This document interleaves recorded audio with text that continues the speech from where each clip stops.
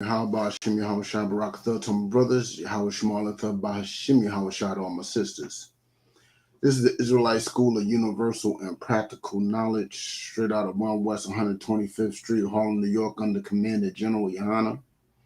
I'm priest and officer of 1,000 Rakal Ariel here to lead today's Brotherhood class. You know what I'm saying? And today's topic is on some milk scripture for women. You know what I'm saying? Some real simple, the basics of understanding for women in this truth. You know what I'm saying? When they walk in this walk, because you know what I'm saying, a lot of cats are leading sisters astray. A lot of brothers don't. You know what I'm saying, are misusing scriptures to get their way in arguments. You know, a lot of sisters are listening to these so-called biblical scholars out there who's teaching them the wrong thing. So we're going to clear up a few things that's going on out here in this world, all right? So if you can, we're going to start off with the most basic and simple of understanding. We're going to start off with, let me get this chat ready.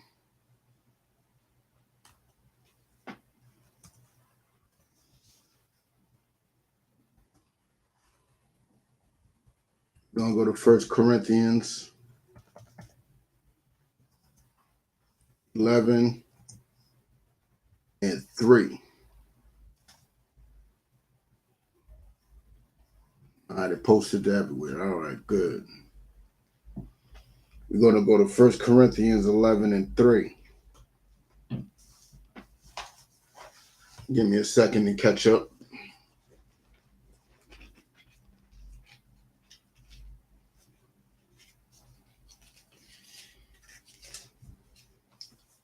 And if you're there, read along.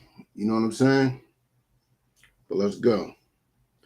1 Corinthians chapter 11, verse 3. But I would have you know that the head of every man is Christ. See, like, this is going to show you a rank structure. A structure that helps you keep order, not just in your household, but also through society, also through every facet in life. Once this structure is broken, everything else is broken. So let's get with it. But I will have you know that the head of every man is Christ. The head of man is Christ. I have a head. And if you know anything amongst men, there's a rank and order even amongst the men. You know what I'm saying?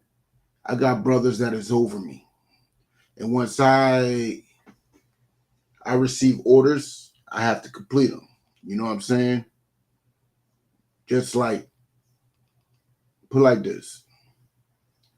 If you don't believe that the man that you following is following Christ, you should not be under his direction.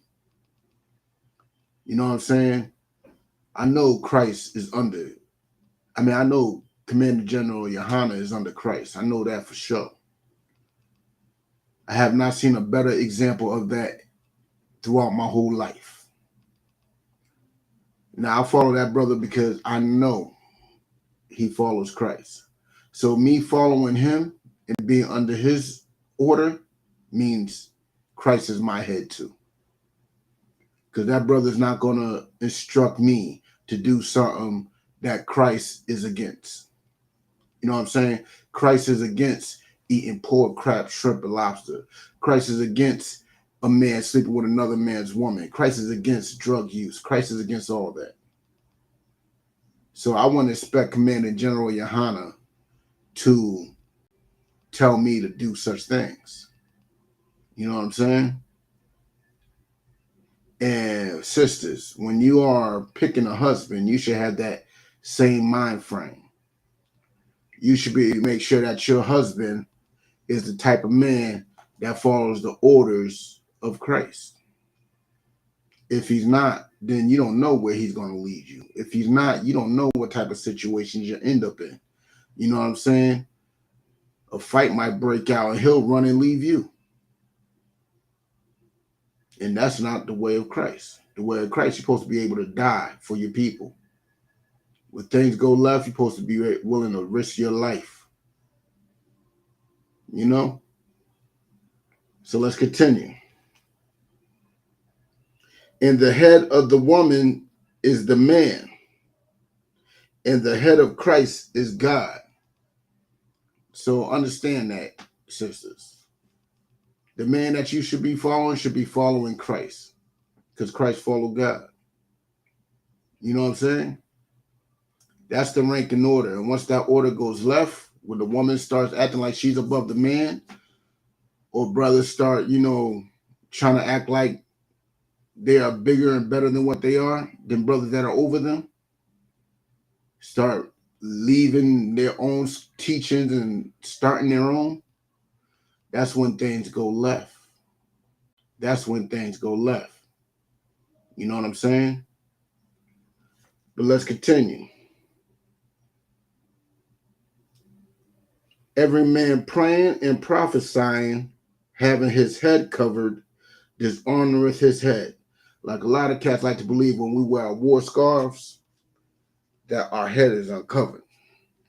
That our head is covered. It's not covered. It's no different from this. It's just that this got a bigger hole. Our war scarves got a hole right over the crown of our head. So the crown of our head is not actually covered. So our head is not being dishonored. You know what I'm saying? Let's continue. And Slagi, but every woman that prayeth and prophesieth with her head uncovered dishonoreth her head. Like if you out there praying and prophesying, you know what I'm saying? You out there reading the scriptures and your head is uncovered, sisters, guess what? You're out of order.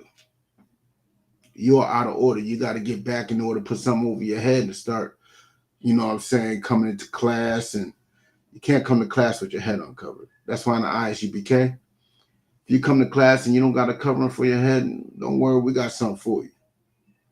We got something to put over your head. So you won't be dishonoring your husband, not just that, dishonoring Christ, and not just that, dishonoring the Most High. You know what I'm saying? So we're going to drop that because it gets a little meatier after that. We're going to drop that and we're going to go to 1 Timothy 2:11.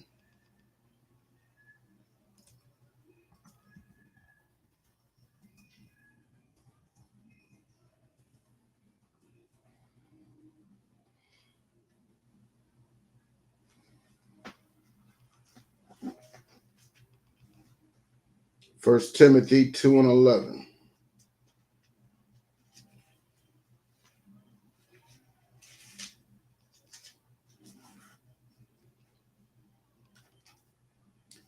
Give you a sec to get there if you may.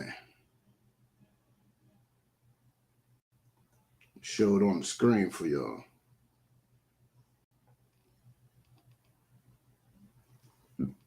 First Timothy chapter 2, verse 11. It is a faithful saying. Hold on, am I in the right one? No, I'm in 2 Timothy. Hold on. Bear with me 1 second as I get to 1 Timothy.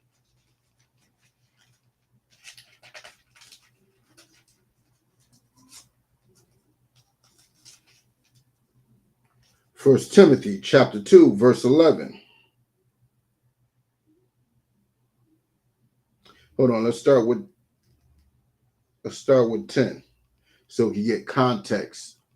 We're going to start with verse 10 for context. But which becometh woman professing godliness. So if you're a woman that's claiming to be a righteous woman, claiming to be a woman understanding, claiming to be a ruby out in this world, you know what I'm saying? You claiming to be that type of good woman, a woman of skill, a woman of standards. Let's see what you must do. With good works, you must have good works. You claiming to be that woman with good works. Let's hear. Let the woman learn in silence with all subjection. She got to be in silence. What does that mean? Does that mean she can't have any questions? No. Does not mean she can't have questions, because we all know women of Black, Hispanic, and Native descent could run their mouths. They could run it relentlessly and they will not be able to hear anything. You know what I'm saying? It's like that saying when we're little kids, you know, when your mouth will open, your ears will close. So for you to actually hear and understand and learn, you got to be quiet. Let the teacher teach. Listen to the lesson. And then come up with your questions. You know what I'm saying? But let's continue. With all subjection, that means she is willing. You got to be willing to learn. You got to be willing to learn. You got to be willing to slow it down, listen for what the brother is trying to tell you, and get some understanding behind it. If you don't have understanding, well, raise your hand, say Salakia, or type it in the questions in the comment section, or do whatever you got to do. Your question will get answered. That don't mean cut the teacher off. You can't cut the teacher off. When you were in college, you did not interrupt your professor. When you were in high school, you did not interrupt your teacher. Don't do that here. Don't do that in life. Don't do that to your husband. You know what I'm saying? Have patience. Let's continue. But I suffer not a woman to teach, nor to assert authority over the man, but to be in silence. What does that mean? Let me tell you what that means. Does that mean that a woman cannot teach math? Does that mean a woman cannot teach how to fix a carburetor? A woman can't teach how to bake a cake? No. You can teach, but you can't teach this to a man. You can't assert authority over a man. Because when you are teaching scriptures, you are teaching with authority. You have authority over those people that you are teaching. And you can't have authority over men. Can you teach these scriptures to your children? Yes. Can you teach them to less learned women? Yes. You know what I'm saying? You certainly can. But you just can't teach a man. You can't assert authority over a man. And that's what is sick about this world today. They teach women that they can have authority over their men. They teach women that they should have authority over their men. Why do they teach these things? To cause confusion in our household. You know what I'm saying? Once the woman is of certain authority because she's getting a check from the government, then she believes that she's running the household, forgetting the position that that man actually has in her life. That position he has is to defend and protect, to guide. You know what I'm saying? And once that is gone, because you wanted to assert authority, that's how you have a LGBTQ movement. That's how you have these gender wars that are going on today. Man, I tell you, those gender wars, I hate those gender wars. You know what I'm saying? We're both destroyed and tarnished in this hellhole that we call America. So there's no reason for us to be fighting each other over goofiness. It's goofy to me. You know what I'm saying? It's pure goofiness. But that's the world that we are in. You know what I'm saying? For sure, that's the world that we are in. But for Adam was first formed, then Eve. The Most High was giving those lessons to Adam first, not Eve. He didn't give those lessons to Eve. He gave them to Adam. And Adam was not deceived, but the woman being deceived was in the transgression. You know what I'm saying? Adam had his faults, but he didn't transgress that law of not eating by the tree, eating from that tree. Eve did. Eve transgressed that law, and Adam followed after her. You see how the order is all obscured? He followed his woman. Brothers, never follow your woman. Listen to her suggestions, weigh out the options, yes. But follow her? No, no. Never do such thing. Notwithstanding, she shall be saved in childbearing if they continue in faith and charity and holiness and sobriety.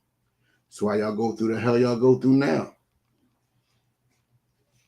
Because you want to be out of order. Remember what the serpent in Genesis promised Eve power, tempted Eve with power. You know what I'm saying? Matter of fact, let's go to that. Let's go to Genesis 3:1. Give me a sec to get to the chat. There we go. Genesis 3:1. Let's go to Genesis 3:1.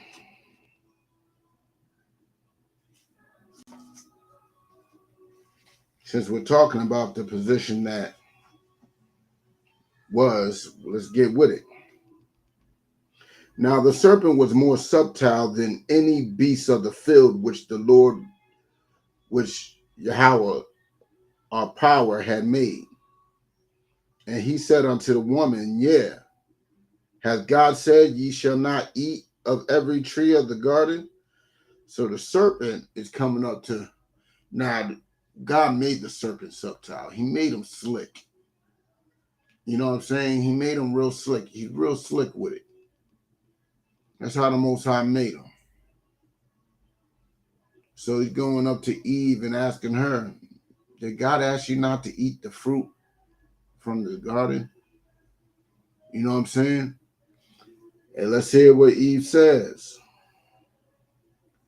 And the woman said unto the serpent, we may eat of the fruit of the trees of the garden. So she's like, yeah, we can eat of the fruit of the trees of the garden.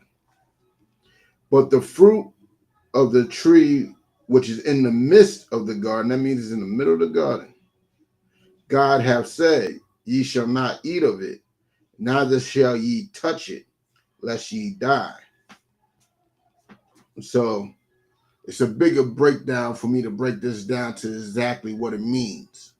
So I'm going to stay on subject. But just know the trees ain't actual trees and the fruit's not actual fruit. You know what I'm saying? This is metaphors. This is slang. You know what I'm saying? Let's go to verse 4.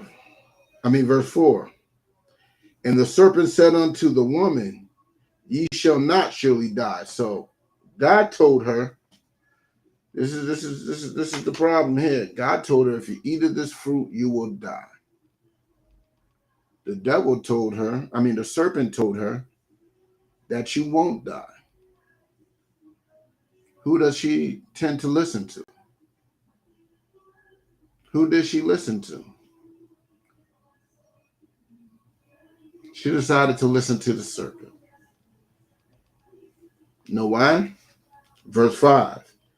For God doth know that in the day ye eat thereof, then your eyes shall be opened, and ye shall be as gods, knowing good and evil. She seen that power. She seen that power like the feminist movement shows black women.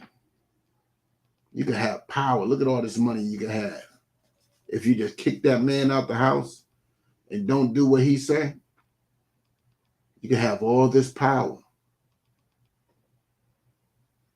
See, that's why we call our oppressor the devil the Bible speaks of. He used the same tricks that the serpent of the garden used. The same style of deceit. The word devil just means deceiver. You know what I'm saying? The word devil just means deceiver, and he is a deceiver. You know what I'm saying? In Genesis 3:1, he turned that woman against her man and against God. Just like our oppressor is doing today. How did he do it? By deceiving her with power, that lust will get her all out of order, and put her against her power. Put her against those things that was protecting her, keeping her safe, loving her. You know what I'm saying? But let's drop that. Let's get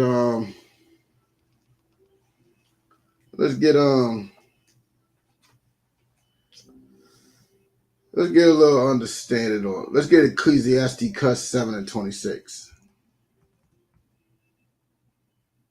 That's in the Apocrypha.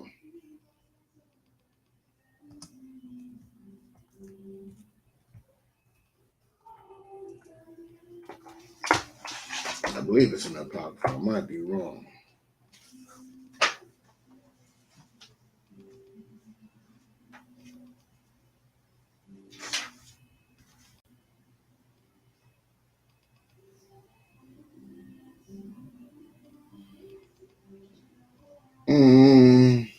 No, I'm right.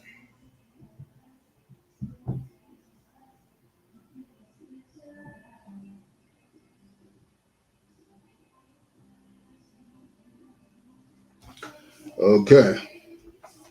Yep, we in the Apocrypha. Ecclesiasticus in the Apocrypha, chapter 7, verse, let's start with 25. No, let's start with 26. Hast thou a wife after thy mind? What does it mean to have a wife after thy mind?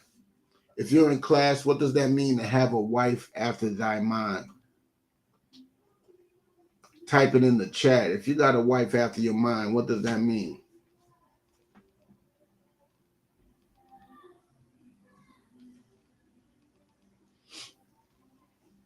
Let me tell you what it means. To have a wife after thy mind literally means to have a woman that's in the same mind state as you. Be in one mind, becoming one body and one flesh, and becoming one spirit.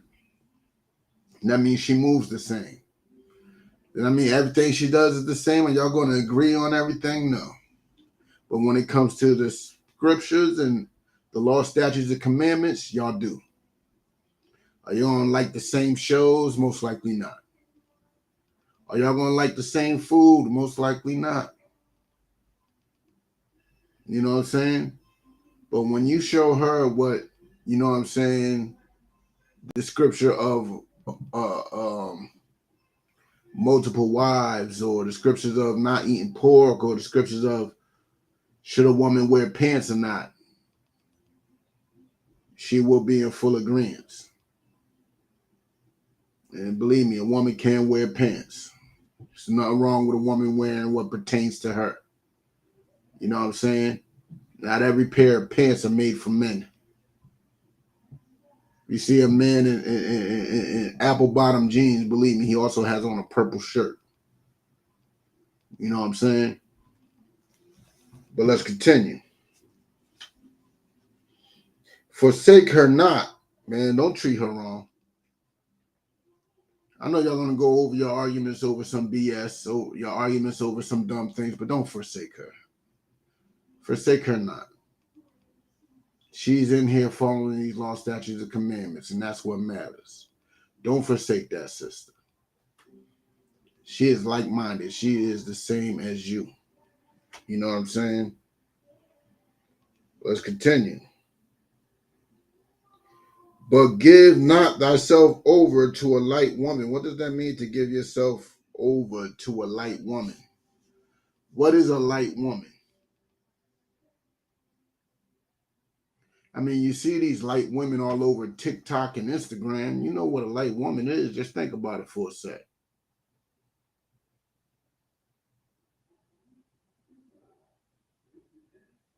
I'm going to tell you what a light woman is. It's not talking about her weight. A light woman is somebody who is simple. She is common. She is everywhere. She's not too she don't have much standards, much integrity. You know what I'm saying? A light woman is the type of woman that would go on TikTok and shake her behind for the world. She would shake her behind for everybody to see and walk around and say that she is not a hoe. That's what a light woman is. Don't give yourself over to a light woman. You know what I'm saying? A light woman will do all the drugs and say she just party, destroying herself, destroying her body, destroying her mind, destroying her spirit, and not even trying to fight it. That is a light woman. You know what I'm saying? A light woman is the type of woman that'll say, my body, my choice. That's a light woman. You know what I'm saying? Do not give yourself over to a light woman. You know what I'm saying? Let's go back to 1 Corinthians. We was just in Ecclesiastes 7-6. Let's go to 1 Corinthians 14:34.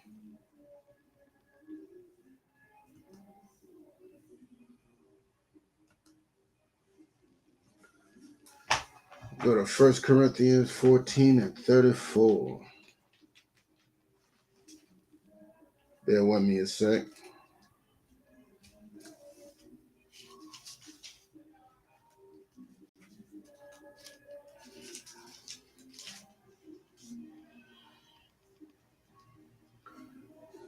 All right, if you're there, you're there. Follow along with me. 1 Corinthians chapter 14, verse 34. No, let's go up a notch. Let's go up a notch. 1 Corinthians chapter 14, verse 33. For God is not the author of confusion. Let me tell you something. Once that order that we was talking about at the beginning is broken, once that order of 1 Corinthians 11:3 is obscured, there's confusion. There's confusion. And that's why those men back in the day left the household, because there was confusion. It wasn't the way they were raised up to, like they seen their mother following their father's rules and instructions and guidance. And then they grow up in the 80s and the woman's kicking them out for some food stamps. Not listening to a word they got to say. Talking about their independent women in the 90s. And that caused confusion. You know what I'm saying? For God is not the author of confusion, but of peace, as in all churches of the saints. Like, look, once the confusion hits, man, there's no peace. Brothers will leave the household because there's no peace in their house. So once that order of the man being the head of the house is gone, there is no peace. And if there's no peace, what am I here for? I should not be fighting with my wife after slaving at the job all day. That should not be happening. You know what I'm saying? But let's continue. Verse 34. Let your woman keep silence in the churches, for it is not permitted unto them to speak. What does it mean for a woman to keep silence in the churches? Does that mean you can't ask questions? No. You can ask all the questions you want. But you can't be teaching. You can't be trying to take over. You can't be causing arguments, man. You can't be causing arguments, man. Let's finish this off. But they are commanded to be under obedience, as also saith the law. And if they will learn anything, let them ask their husbands at home. For it is a shame for women to speak in the church. Like, that is important. That's why in the ISUPK, a woman that is married cannot come in here and learn from us unless we get permission from their husbands. She can't be in here just running her mouth being contentious either. You know what I'm saying? Matter of fact, let's get that. Let's get Proverbs 25 and 24. They can't be running their mouth just flapping away.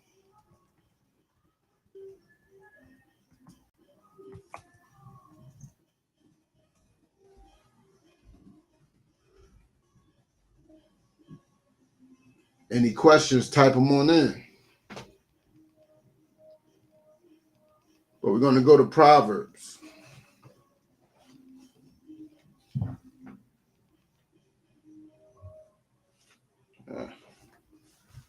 I'll stop right on time. Ain't that dope? Proverbs chapter 25, verse 24. It is better to dwell in the corner of the housetop than with a brawling woman and in a wide house. Like, it's better to have a small spot in the roof outside of the house or in the attic or in the basement, just a small little section where there's nothing but peace. When there's nothing but peace in your house, than to be in a mansion with a woman that's just running her mouth. Than with a woman that is just running her mouth in all types of ways. You know what I'm saying? That is just flipping and flapping, shaking her neck and everything. Y'all know how y'all do. Y'all literally are contentious. You know what I'm saying? It is literally better to be in a house, you know what I'm saying, in that little corner. Be better to be in a homeless shelter. That's why men leave. It's better to be anywhere than with her. You know what I'm saying? It's better to be anywhere than with her. But hold on, let's get another one. There's another one I didn't put in the lesson.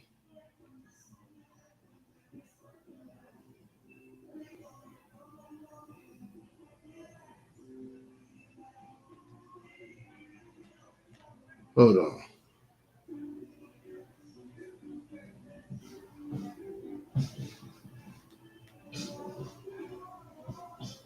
Let's go to Proverbs 9 and 13.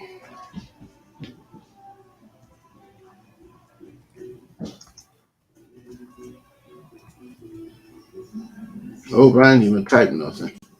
Ain't that something?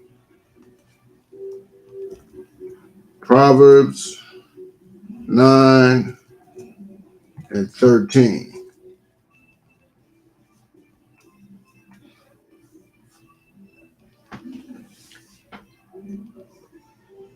Give y'all a second to get there.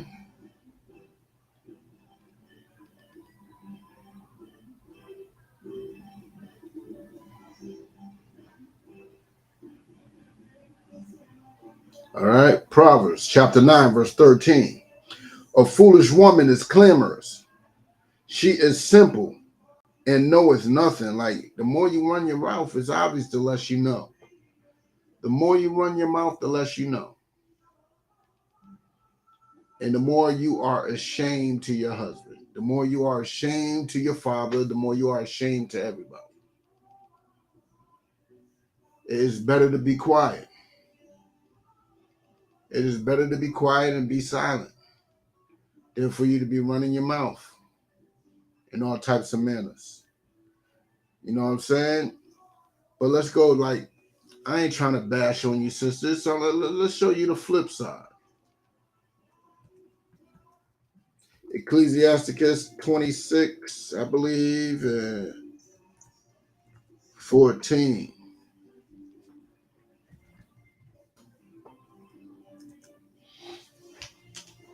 That's in the Apocrypha, Ecclesiasticus 26 and 14.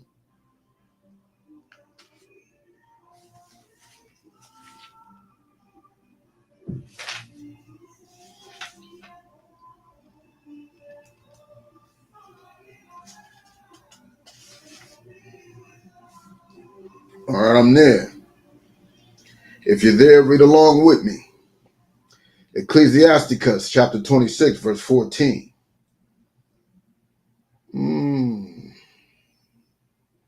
Matter of fact, let's go up a little further. Let's go up to 13. The grace of a wife delighteth her husband, and her discretion will fatten his bones.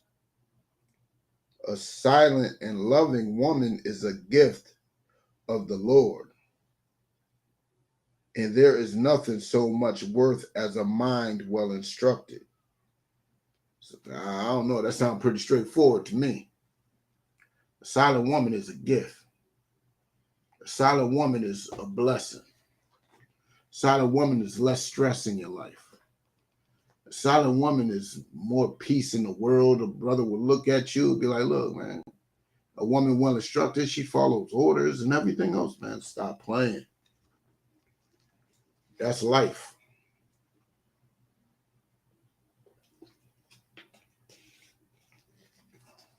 That is a good thing. A shamefaced, a shamefaced and faithful woman is a double grace, and her continent mind cannot be valued. Like, y'all know what it says in Proverbs 31. Virtuous woman is worth far, her worth is far above rubies. We don't even know how far. This is saying the same thing. It's saying the exact same thing. You know what I'm saying? That a continent mind cannot be valued. Like her mind, like let me help you out. We're gonna look up something. If you know what the word continent means, type it in.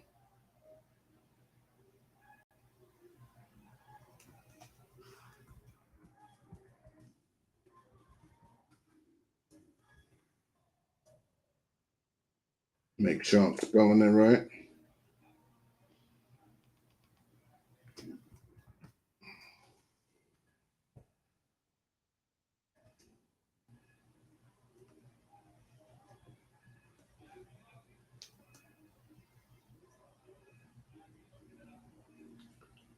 Okay, now we know the word what the word continent as in land and all, but we're talking about an adjective, something that describes, because this is a description from mine, which is continents.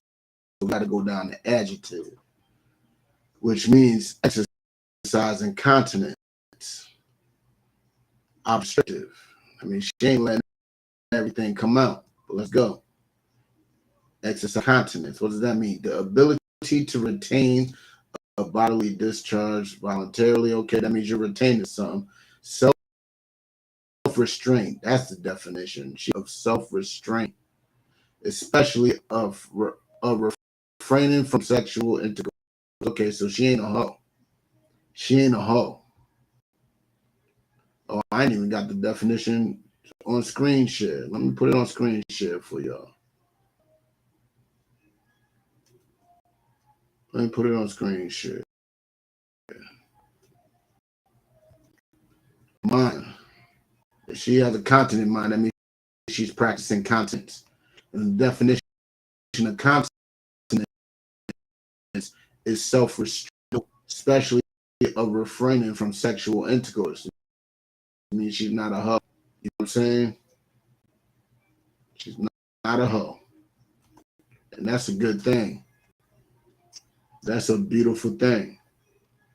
You know what I'm saying? But let's continue. Matter of fact, now let's drop that. There's so much that you can get from this. Let's get Ephesians 5 and 22. Let me type that in here.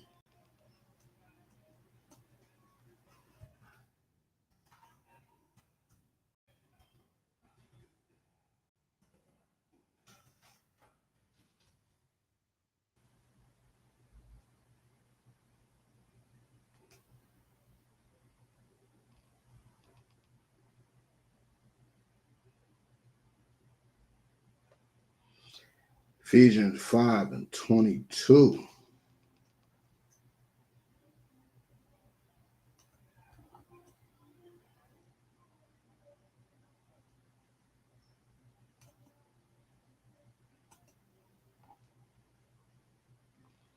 Ephesians chapter 5, verse 22. No, let me go up. Let me go up a sec.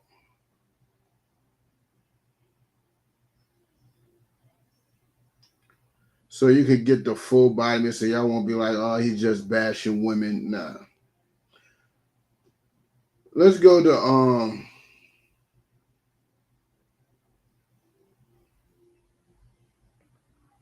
let's start with verse 20. Let's start with verse 20.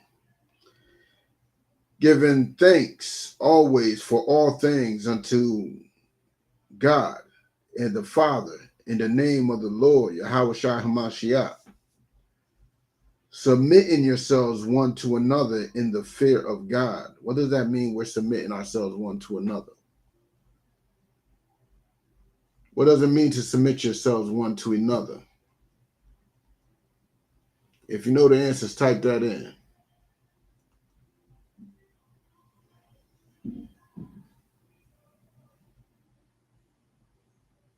It's not just rank and order for the sake of time. It's not just rank and order. Submitting yourselves one to another is also following the law, guiding each other to follow the law. You know what I'm saying? As in the fear of God. If you fear God, that's what you're going to do. You're going to be looking out for each other. You know what I'm saying? Submitting yourselves unto the law to look out for one another. But let's continue. Wives, submit yourselves unto your own husbands as unto the Lord. Guess what? If you don't see your husband as the Lord, you shouldn't be submitting yourself to him. If you don't see your husband as the Lord, you shouldn't be submitting yourself to him, because you're supposed to be submitting yourself to your husband as to the Lord. So if you don't see him as that, then you shouldn't be laying down with him. Make better choices of who you lay with. Keep those legs closed. Go court somebody else. If you don't see him as the Lord, then he is not that man for you. You know what I'm saying? Let's continue. For the husband is the head of the wife, even as Christ is the head of the church, and he is the savior of the body. What does that mean? That means that's talking about that rank instructions I read in 1 Corinthians. You know what I'm saying? And if you don't believe that that man that you're courting is under that order, then you shouldn't be under him, figuratively or literally. You know what I'm saying? But let's continue. Therefore, as the church is subject unto Christ, guess what? I'm subject unto Christ. I got to follow these law, statutes, and commandments.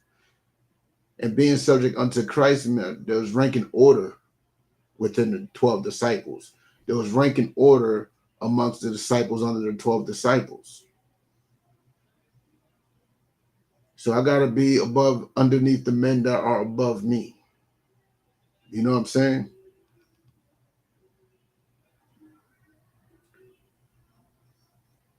Therefore, as the church is subject unto Christ, so let the wives be to their own husbands in everything.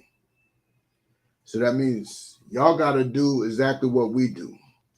What we do for the body, what we do in, like, this is mainly for sisters in the ISUPK. You got to follow your husband's orders, because we got to follow orders of men above us. Your husband tells you to do something, do it. Just say Khan, I don't want Khan. You know what I'm saying? Get the order, you follow the order. You know what I'm saying? Let's continue. Husband, love your wives, even as Christ also loved the church and gave himself for it. That's pretty self-explanatory. So, brothers, knowing that your woman got to follow your rule, what does that mean? What does that mean? Knowing that your woman has to follow your rules and your order, does that mean you should be abusing her? Does that mean you tell her, hey, we're going to have an orgy with this girl from the club? Does that mean she has to do it? No, because you're not following the laws. You're not under Christ. If you're telling her to break God's laws, or if you're abusing her in any manner, because Christ never abused any of his disciples. If you're not treating her like Christ treated the disciples, or as Christ treated the whole nation of Israel, then you're doing her wrong. Does that mean she could divorce you? No. That doesn't mean she could divorce you. But just know she's out of order because you're out of order. You know what I'm saying? And let's drop that. Let's get to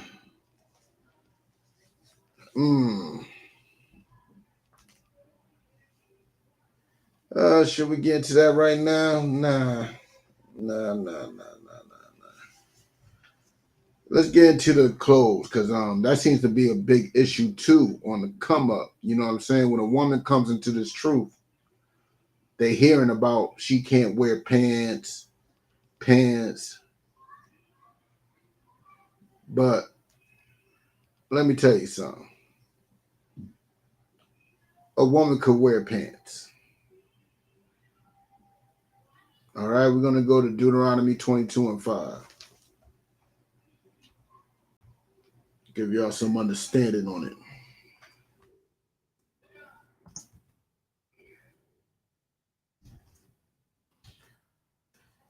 Give y'all some simple understanding on it. You know what I'm saying?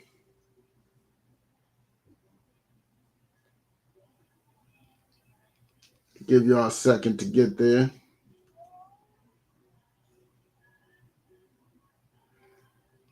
All right, we're at Deuteronomy chapter 22, verse 5. The woman shall not wear that which pertaineth unto a man. Now, this is what you need to understand. This is an error of translation. Because when you read it in Hebrew, it actually says warrior or soldier. You know what I'm saying? And a woman should not be putting on a warrior or a soldier's garments. Black, Hispanic, and Native women should not be in the U.S. military. They should not be in the civil service, the police department. You know what I'm saying? Ask me, they shouldn't even be security guards. You're putting yourself at risk. You're putting yourself in danger. You know what I'm saying? But let's say a man's what pertaineth unto a man. The word pertaineth means what was made or belong. Matter of fact, don't let me just tell you my version.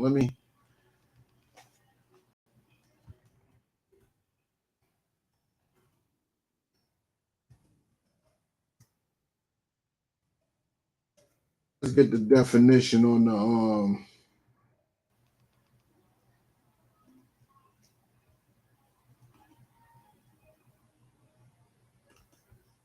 let's get it on the screen share real quick, so we can understand what exactly pertaineth means. Pertaineth, which is Old English Quaker way of saying pertains. To belong as a part, member, a product. To belong as an attribute, belong as a duty or right, to be appropriate to something. That means basically to belong, to have reference. You know what I'm saying? And guess what? They don't belong to men. They don't belong at all. You see a man rocking some Fenty, you know he's off. You know what I'm saying? You should know these things. Not every pair of jeans belong to men. They want to. A lot of those cats like to say, "Well, jeans Women wearing jeans wasn't invented till the 1950s or 60s or 40s or something, which ain't true. There were women pants way further back. You know what I'm saying? Further back. You know what I'm saying? But there's nothing wrong with sisters wearing dresses. Don't get me wrong. But it's not a sin for a woman to wear jeans. You ain't going to see us calling no woman or at our camps, you know, sinning or a hoe or transgender or whatever, cross-dresser, because she's wearing pants. Nah, that's not what we do. You know what I'm saying? Neither shall a man put on a woman's garment, for all that do so are abominations unto the Lord. So men, definitely, you can't be wearing women's clothes. And guess what? Apple bottom jeans are made for women. They pertain to women. You know what I'm saying? I don't even know if women wear apple bottom or Darien anymore. I don't even know. But whatever women, if you're shopping in the women's section, you are an abomination. I don't care if they're for sneakers. You're an abomination.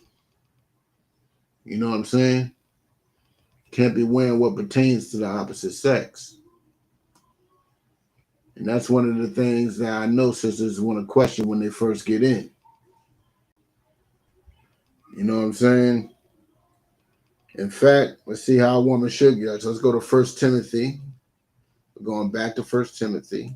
Let me get that in the chat real quick. 1 Timothy. That's 2 and 9. Bear with me. I was typing left-handed like I'm left-handed.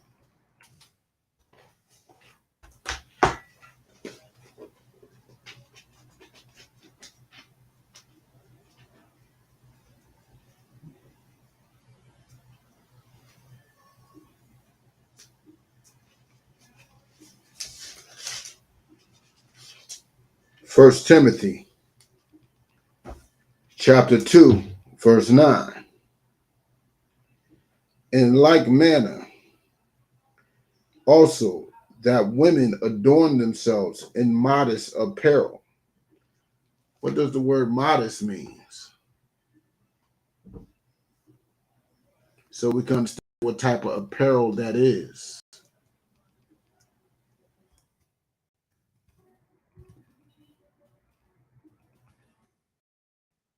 What does the word means? Let y'all think about it, get all y'all thoughts, all y'all preconceived notions about the word modest, right? There we go. That's what the word modest means. It's an adjective, obviously, it describes a word. Modest. I mean, definition of modest. Definition 1A. Placing a moderate estimate on one's abilities or worth. That means a small amount. What moderate means in that terms. Neither bold nor self-assertive, tending towards diffidence. I don't know what that word means. Well, let's continue with this one before we look up diffidence. I understood it till it said diffidence. Neither bold nor assertive. Sisters, don't be trying to be all bold. You got to be modest. Don't be all having your breasts, your cleavage all out, you know, your thighs all out. You know what I'm saying? The coochie cutters. Don't be rocking those. Arising from a characteristic of a modest nature. Observing the properties of dress and behavior. Decent. Basically, we all know what decent means. Limited in size, amount, and scope. Unpretentious. One of my favorite words right there. Y'all see that? Basically, sisters, don't be all out there with your clothes. Don't be all out there. Slow it up. Dress modestly. You could wear pants that don't have to be all cut up, showing everything that you got.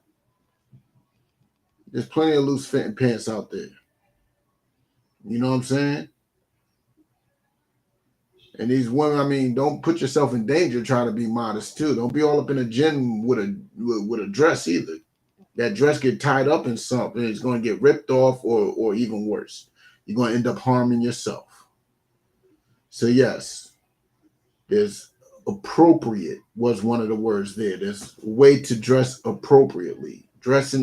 Wearing a huge ass hoop skirt in a gym is not appropriate. You're going to end up hurting yourself.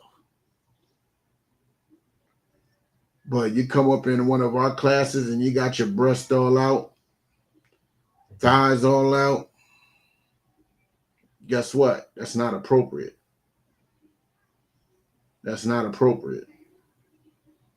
You know what I'm saying? So to dress modestly is to dress appropriately. To dress with some type of what was one of that word? Ooh, what was my favorite word there? Unpretentious. You know what I'm saying? With some modesty, don't be bold and self-assertive. You know what self-assertive means, right? You're just putting yourself out there. You know what I'm saying? Don't put yourself out there with the way you dress. You know what I'm saying? Trying to blend into the background. Try to blend into the background. You don't want to be all up in everybody's face. You know what I'm saying? That could cause all types of problems for sisters. That's then, you got men lusting over you, you know what I'm saying? Doing all types of manner of confusion. You know what I'm saying? But let's drop that. Let's drop that. Let's get whoo. Let's get Proverbs. No, let's get Isaiah 3:16. Let me get in this chat, man. I'm everywhere but where I'm supposed to be. Isaiah 3:16.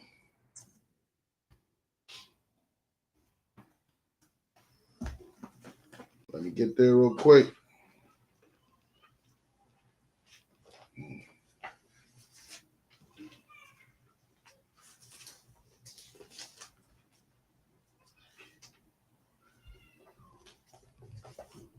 Isaiah chapter 3, verse 16.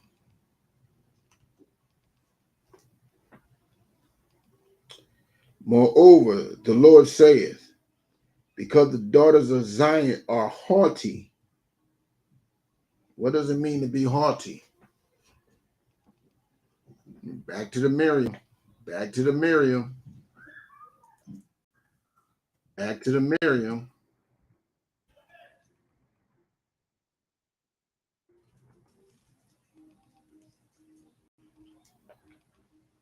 Going back to the Miriam with it.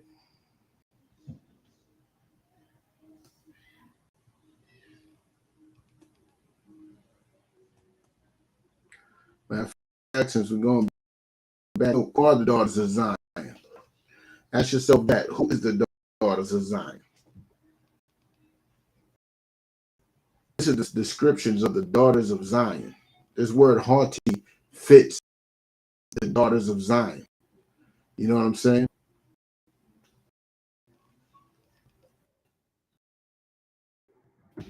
Adjective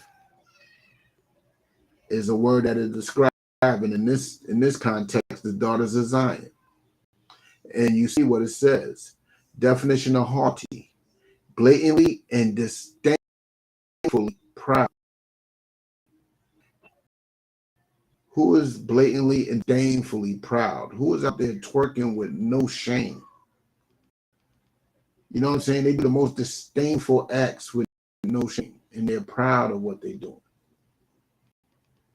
Having or showing an attitude of superiority, contempt for people or things perceived to be inferior. Who does that?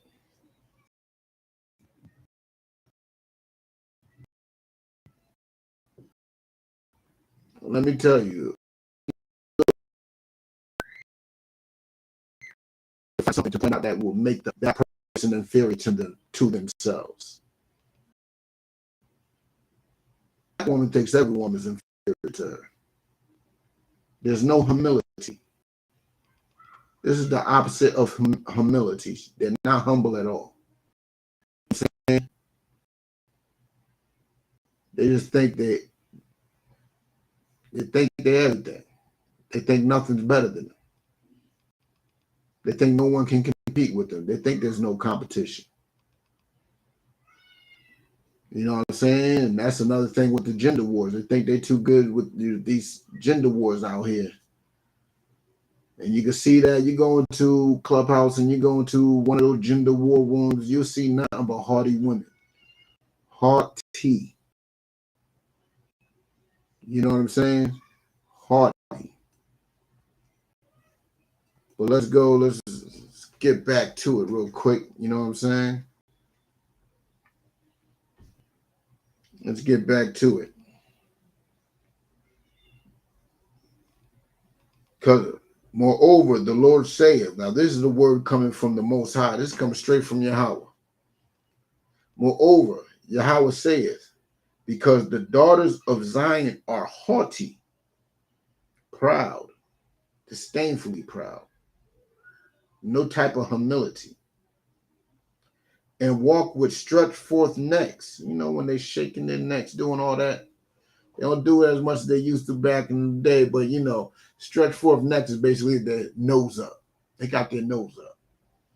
They think they're better than everybody else. You know what I'm saying? And wanton eyes. Whoa, wanton. What does that mean? Who knows what wanton means? Who knows what wanton means? In context, can you even guess? Let me show you.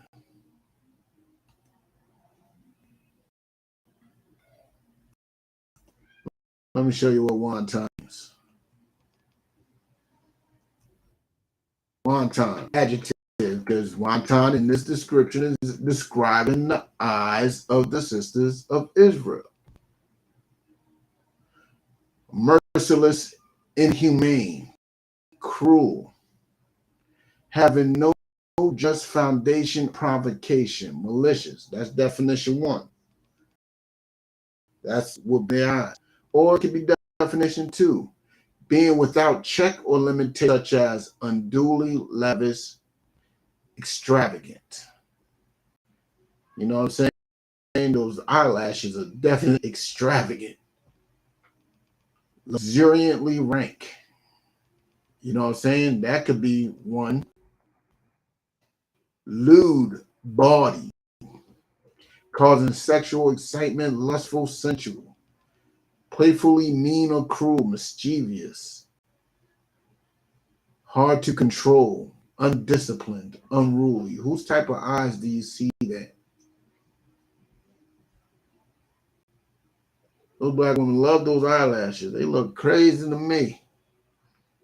Our Hispanic women love those eyelashes. They look insane. They look like if they blink too fast, they might take flight. Break all types of laws of physics. You know what I'm saying? We got the noun definition, one given of self-indulgent, flirtation, or trifling. Flirtatious eyes. That's why they put on all that eyeliner and makeup and those eyelashes. Flirtatious eyes. You know what I'm saying? That's what it is. Flirtatious eyes, literally. Who have flirtatious eyes? So whose eyes? The daughters of who is haughty and walk with stretched forth necks and wanton eyes? You know what I'm saying? That's definitely Black, Hispanic, and Native women. You know what I'm saying? And mincing as they go and making a tinkling with their feet. Therefore the Lord will smite with the scab the crown of their head of the daughters of Zion, and the Lord will discover their secret parts. Like, because y'all have all this pride and arrogance, you know what I'm saying, especially in sexual activity. That's why you're bald headed. That's why you're bald headed. And I remember sisters used to be jealous of so-called Hispanic women. Hispanic women are bald headed too. They putting in weaves and everything too. So-called Hispanic sisters are going through the same thing you are with their hair. Because of this. Because you want to be out of order. Because you're walking forth with stretched forth neck. Because you want to be a hoe. That's why. You want to be out on Instagram twerking and doing all types of manner of madness. And that's why you're going through what you're going through. That's why you're going through what you're going through. It's just that simple. But let's continue. Let's go to Proverbs 23.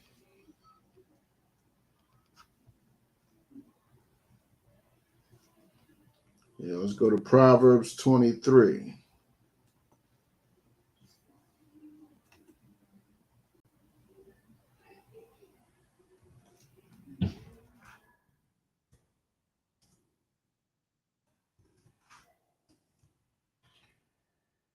Let's get 27.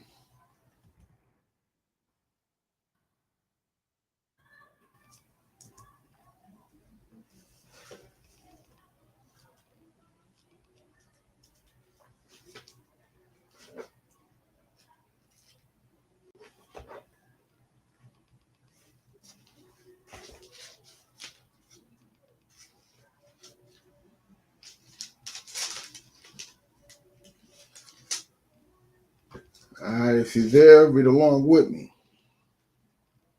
In fact, let me post it up here. Proverbs chapter 23.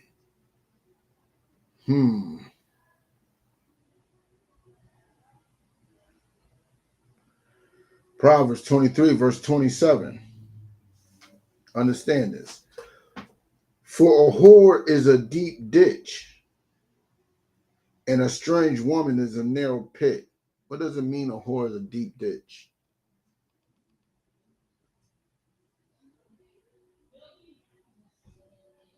Does it mean that sand trap between her legs?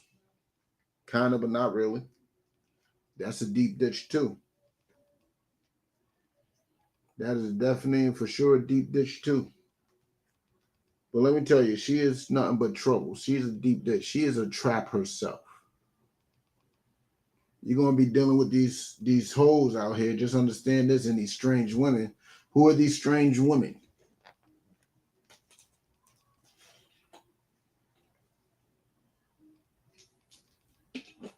These strange women are women outside of our nation, or women of our nation that act like they are women outside of our nation. Who wasn't raised in the customs and the culture of our people. Basically heathens, Gentiles. They are deep ditches. So Tiger Woods understands what a deep ditch is. When he got that 9-iron smashed across his head. You know what I'm saying? Kanye knows what a deep ditch is. You know what I'm saying? With the stress that he's going through with his children, or with this what's her name? Kim Kardashian lady. You know what I'm saying? Dealing with these type of women is no different from dealing with a hoe. You know what I'm saying? So let's read that again. For a whore is a deep ditch, and a strange woman is a narrow pit. She also lieth in wait for a prey, and increaseth the transgressors among men. What that means, she's lying in wait. This is literally describing a hoe. Sisters, if you walk in this walk, you can't have no type of hoe mannerisms about you. This is literally describing a hoe. Hoes lie in wait. Hoes are on back pages waiting for somebody to DM them. Instagram. You know what I'm saying? TikTok. They lying in wait. They on these street corners, on Blue Hill Ave, lying in wait. You know what I'm saying?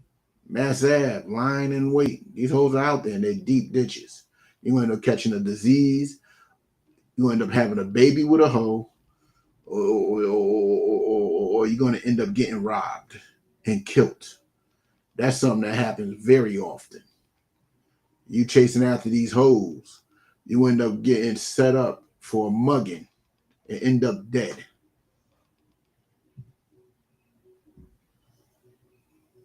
And you can't be like that.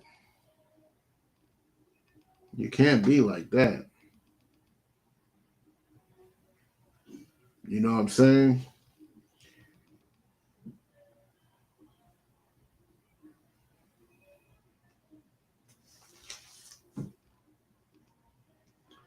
I ain't going to go any further. I'm not going to go any further on that.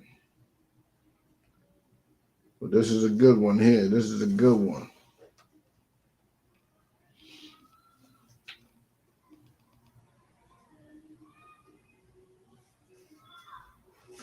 But let's go to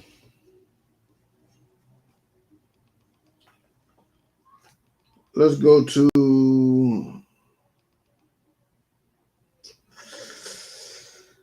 let's go to Ecclesiasticus. No, Ecclesiasticus in the Apocrypha 36.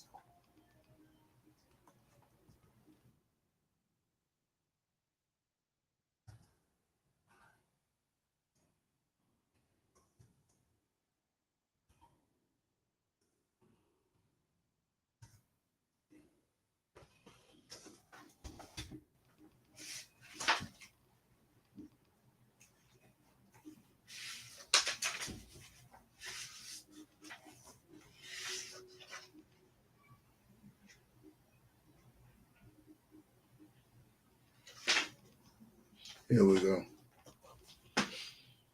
Wow, this whole chapter is pretty fire too. But we're going to stick with these couple of verses here. You know what I'm saying?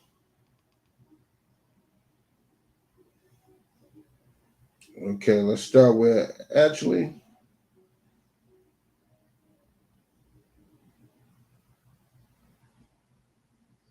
start with 21. A woman will receive every man. What does that mean? What does that mean? Does that mean she's a hoe? I'm going to tell you right now, this does not mean she's a hoe.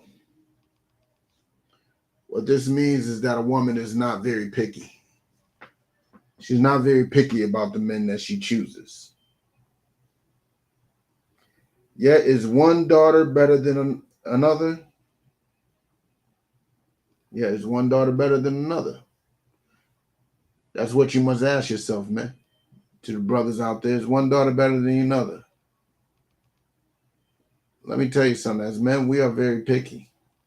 And we would tell you, yeah. You know what I'm saying? The beauty of a woman cherisheth the countenance, and a man loveth nothing better. That's true. We love our women to be beautiful. We love our women to be as fly as can be. You know what I'm saying? Learn to be fly. Understand. We understand why y'all women put the weave in your hair. You know what I'm saying? Why you want to get dolled up. We understand that. We understand why y'all put the eyelashes. Y'all think y'all fly with it, but nah. But y'all do because y'all think y'all fly. You want to be fly. We understand that. And when a man sees a beautiful woman, it can make his day go a little better. You know what I'm saying? A man loveth nothing better. Verse 23, if there be kindness, meekness, and comfort in her tongue, like if a woman could speak kind words, meekness, she ain't all harsh with us, and comforting words, you know what I'm saying? She's cheering you up. That is a good thing. You know what I'm saying? That's the type of sister you should be striving to be. then is not her husband like other men? Question. Like y'all see these sisters out here. You know what I'm saying? These sisters that love black men. Look, we understand if you love black men, but don't feel with me, the only man you should be cheering up is just me. If you're with me, the only man that you should be bigging up is me. But let's continue. Verse 24. He that getteth a wife beginneth a possession, a help like unto himself. What does it mean, a man that getteth a wife beginneth a possession? What does that mean?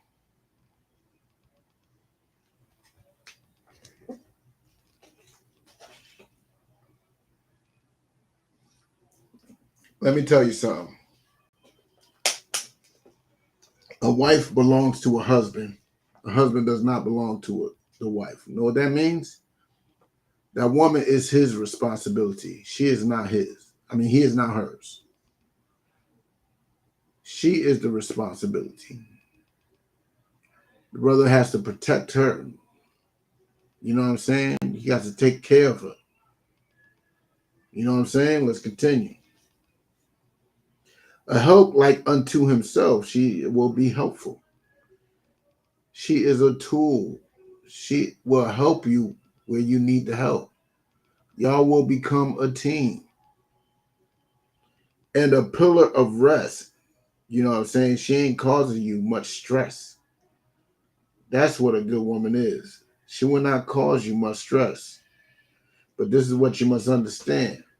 This is for the brothers. This is what you must understand. When you got a good woman, you really have to protect her. You know what I'm saying? Because check it. Where no hedge is, verse 25, where no hedge is, there the possession is spoiled. What does that mean? Who knows what a hedge is? A hedge is that those bushes along the edge of your property. It's like a form of protection. You know what I'm saying? It's like a gate.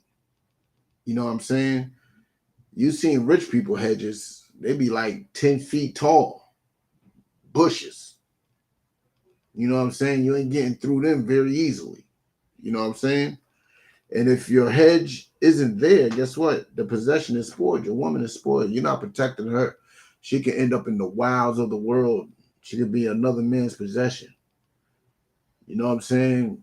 Don't be scared to correct your woman. Don't be scared to guide her. You know what I'm saying? Don't be scared to check her.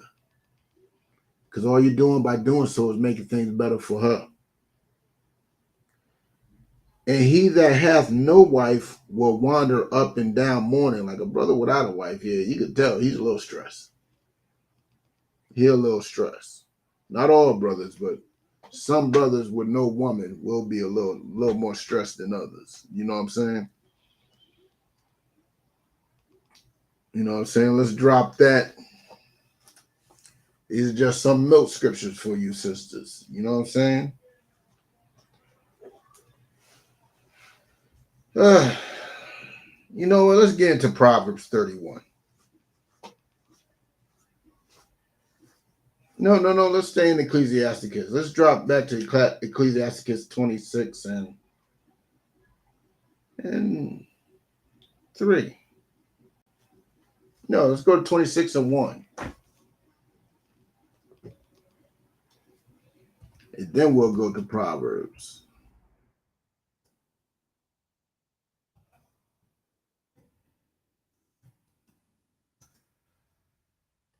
All right.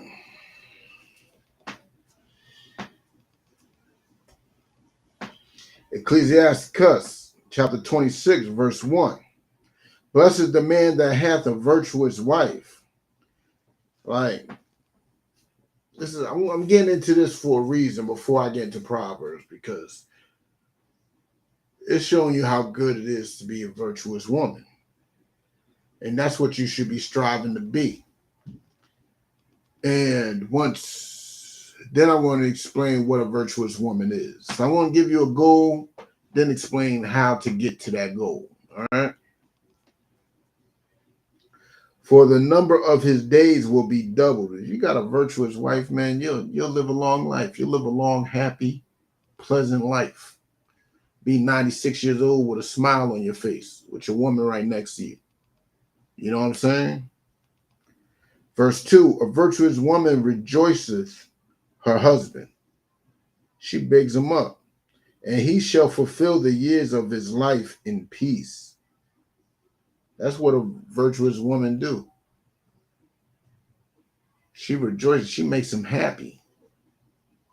Less stress on his brain. You know, stress is a big killer in the black community. Stress is a big killer. You know what I'm saying? Verse 3, a good wife is a good portion, which shall be given in the portion of them that feareth the Lord. That's what we must understand. You know what I'm saying? A good wife is a good portion. Y'all should read this chapter. Read this chapter. I'm going to give y'all a little homework. This is the homework of the day. Read Ecclesiasticus in the Apocrypha, chapter 26. That's what you sisters should do. You know what I'm saying? This is a dope chapter. I know y'all know Proverbs 31 like the back of your hand, but read this. Read this too. In fact, read Ecclesiasticus all together. You know what I'm saying? Read Ecclesiasticus all together. You know what I'm saying? Because Ecclesiasticus got so many gems on relationships, so many gems on how a woman and a man should act as individuals and as a couple. You know what I'm saying? It helps you out with what a gender role properly is. You know what I'm saying? But a virtuous woman is, you worried about your man's health. You worried about your man's, well-being. Don't be a stress to him. Don't be an aggravation to him. You know what I'm saying? The scripture's telling you a virtuous woman, you know what I'm saying? She brings peace and it doubles his days. You know what I'm saying? But now let's go to Proverbs 31. I gave you a goal. Now let's get with it.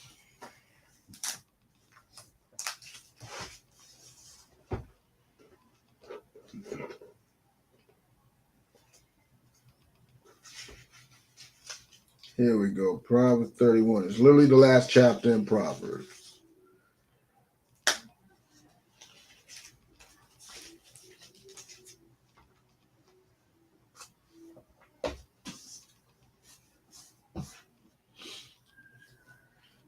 All right.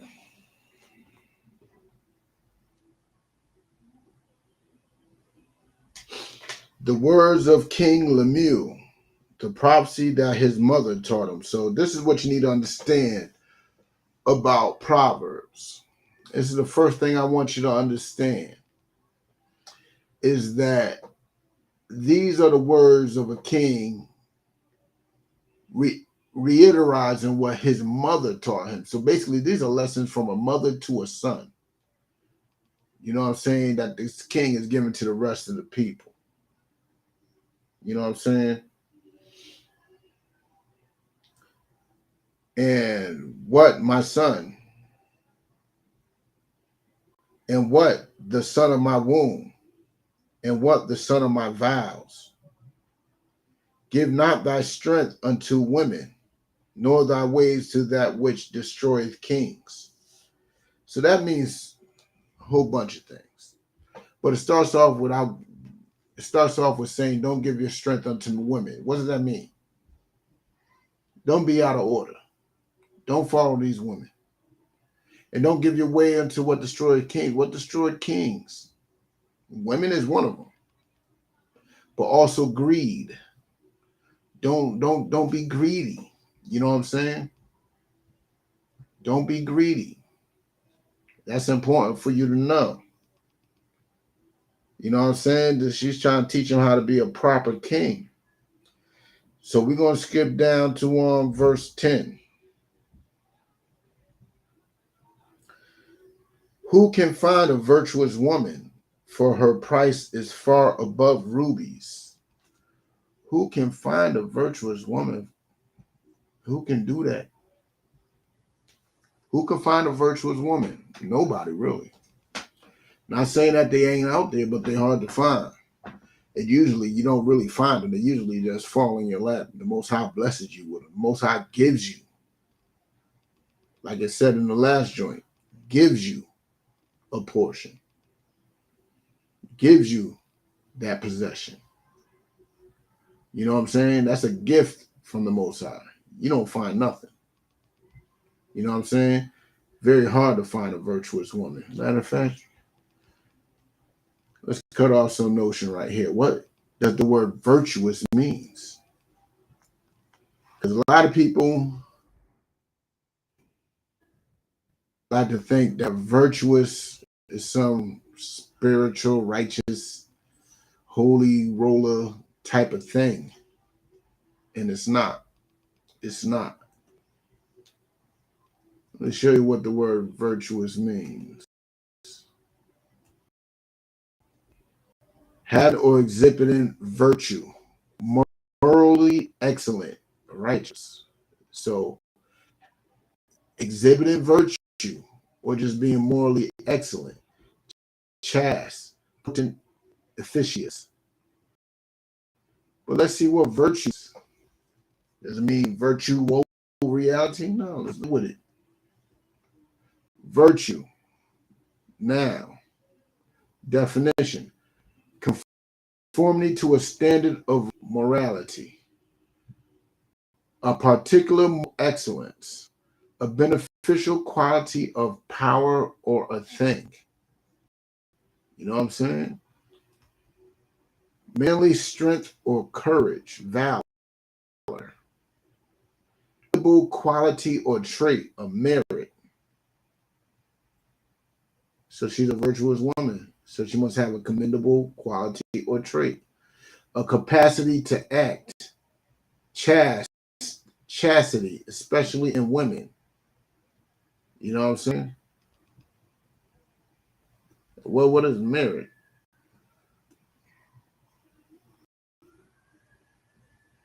A praiseworthy quality. You know what I'm saying? That's what virtuous means. A praiseworthy quality. What's that? Just a skill? That's what a quality is, a skill. You know what I'm saying? That's what a virtuous woman is. A woman with some morals. You know what I'm saying? But let's get further with it. Because it don't just say that a woman, because that's what all the Christian church would tell you. Christian church would just have you read verse 10 and it won't go any further. Now let's see what this virtuous woman is. Let's see what type of woman she is. The heart of her husband does safely trust in her. Why does the heart of her husband trust in this virtuous woman? Because she's a woman of moral standard. She's a woman of moral quality. You know what I'm saying? He ain't worried about her hitting the streets. He gives her an order, she follows it. Just that simple. So that he shall have no need of spoil. He ain't worried about, you know what I'm saying, getting stressed out by her and having to go out there and destroy himself. You know what I'm saying? He's going out there spoiling himself by selling drugs, hitting a quick lick. He ain't doing none of that. He ain't out there spoiling her by making her run the track. You know what I'm saying? Because she's pressuring him with money. Know why she ain't pressuring him with money? Let's continue.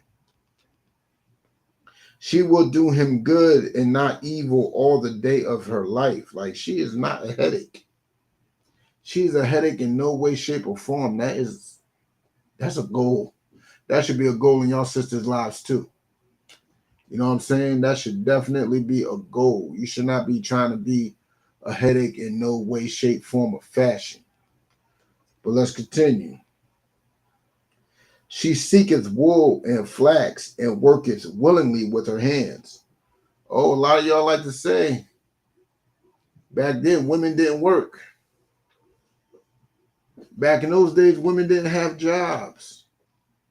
Maybe in white society, but in the Israelite society, It says she seeketh wool and flax. She is going shopping for material and work willingly with her hands. I mean, she is putting this work in willingly.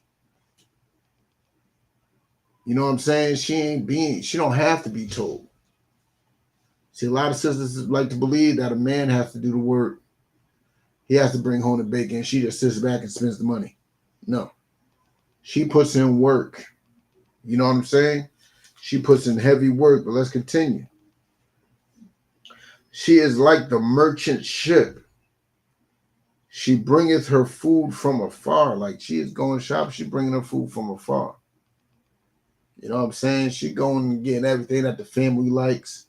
Nowadays, it's no different from ordering food. You can do all that. She riseth also while it is yet night, and giveth meat to her household, and a portion to her maidens. Like she's taking care of everybody. She's taking care of everybody. She ain't selfish. She's looking out for everybody. You know what I'm saying? That's what a virtuous woman does. You know what I'm saying? Taking care of her family, feeding her family, and not just that, feeding the help in the house, feeding the people that's working for her. You know what I'm saying? Let's continue. She considereth a field and buyeth it. How she considers a field and buys it? How's she gonna buy it? I mean, she made some money. She made some money. She considered the field and buy it. And what does she do? With the fruit of her hands. She bought it with the fruit of her hands. That means that wool and that flax, all those things that she willingly worked to do, she made money off of it. And she bought a field. You know what I'm saying?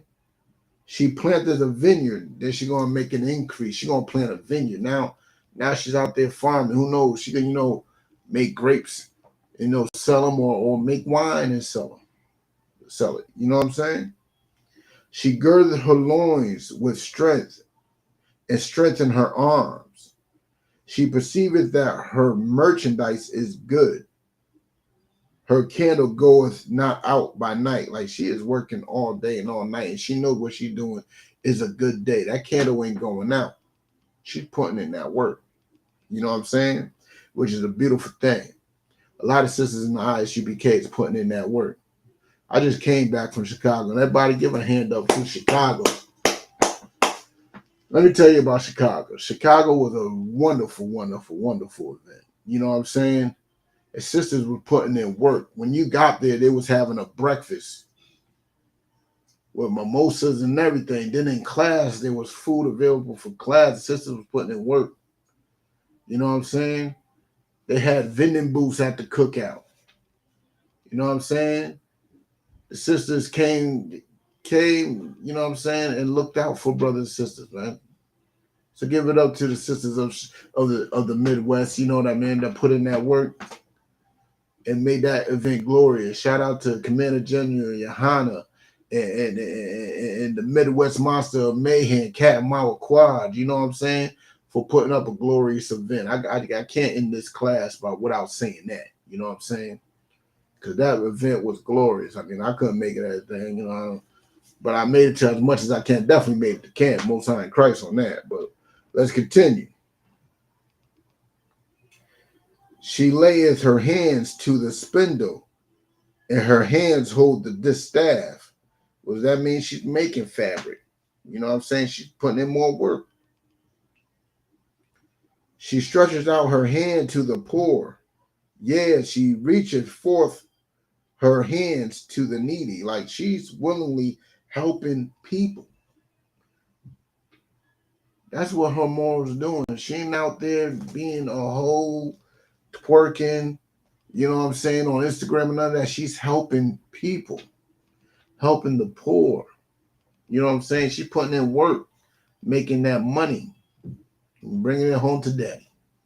Make home that money, bring it home to daddy. That's what you're supposed to be doing. You know what I'm saying? Let's continue. Verse 21. She is not afraid of the snow for her household, for all her household are clothed with scarlet. Like she is prepared. She makes sure the house is prepared. You know what I'm saying? She maketh her coverings of tapestry. Her clothing is silk and purple. Her husband is known in the gates when he sitteth among the elders of the land. Like, brothers are looking up to him because, like, yo, your woman is dope. Your woman is dope. Like, her work is seen. And he's praising her. And brothers are recognizing her work from afar. You know what I'm saying? Let's continue. She maketh fine linen and selleth it. See, she made the fine linen. She sold it. Women had jobs back then. And delivereth girdles unto the merchant. Like, she's delivering things too. Strength and honor are her clothing, and she shall rejoice in time to come. Like, she has strength, and everybody sees it. When you see her, you see her strength, and you see her honor. You know what I'm saying? She's clothed in it. You know what I'm saying? Verse 26, she openeth her mouth with wisdom, and in her tongue is the law of kindness. Like, she ain't out there saying yes and all that. She's speaking wise words. She's teaching women how to be women. She ain't out there teaching women, YOLO, you only live once. He ain't blah, blah, yakety smacking. No, she's teaching wisdom. And that's a beautiful thing. You know what I'm saying?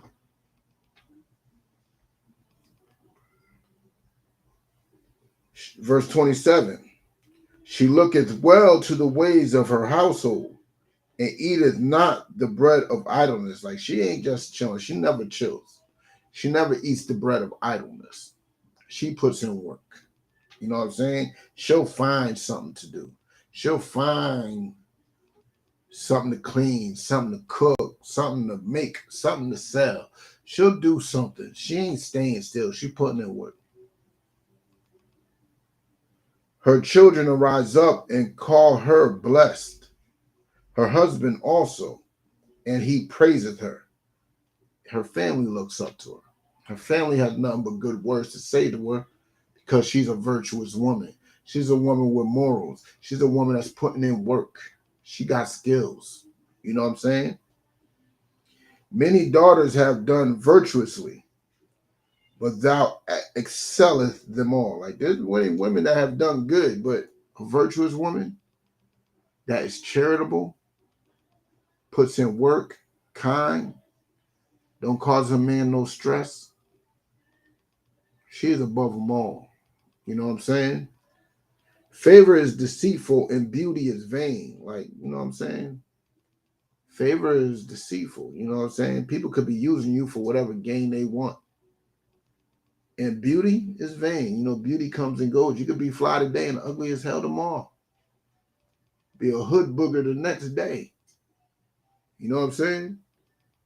But a woman that feareth the Lord, she shall be praised. Like, a woman that fears the Lord, follows these law, statutes, and commandments, that looks out for her husband, you know what I'm saying, looks out for her family, looks out for her people, she shall be praised. And that's what your goal should be. You know what I'm saying?